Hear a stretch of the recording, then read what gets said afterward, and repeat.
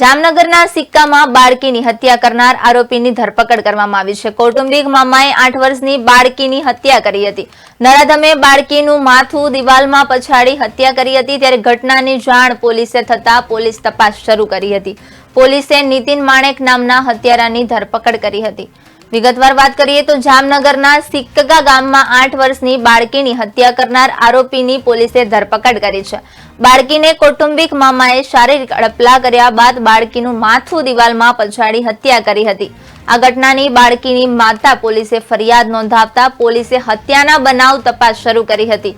પોલીસે મૃતકના કૌટુંબિક મામા સાથે હત્યા તેમજ ગુનો નોંધી ગણતરીના કલાકોમાં નરાધામ નીતિન માણેક નામના હત્યારાની ધરપકડ કરી હતી।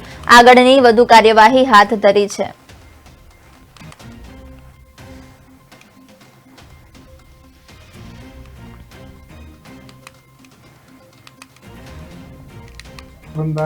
નીતિન આરોપી ગુસ્સે થઈ અને દીકરીને બે હાથ પકડી બે પગે પકડી અને દિવાલના ભાગે અથડાવેલ અને દીકરીએ અગાઉ એની માને નાની નાની હકીકતો જણાવી તેમાં એના ગુપ્ત ભાગે ફિંગરિંગ કરેલાની હકીકત પણ દીકરીએ એની માને જણાવેલ છે તે વખતે।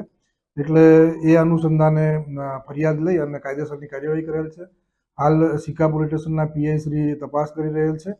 આરોપી પોલીસ કબજામાં છે અને એના રિમાન્ડ મેળવેલ છે।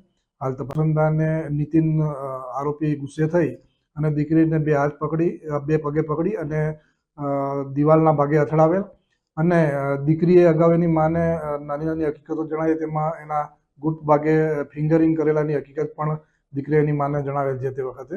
એટલે એ અનુસંધાને ફરિયાદ લઈ અને કાયદેસરની કાર્યવાહી કરેલ છે। હાલ સિક્કા પોલીસ સ્ટેશનના પીઆઈ શ્રી તપાસ કરી રહેલ છે। આરોપી પોલીસ કબજામાં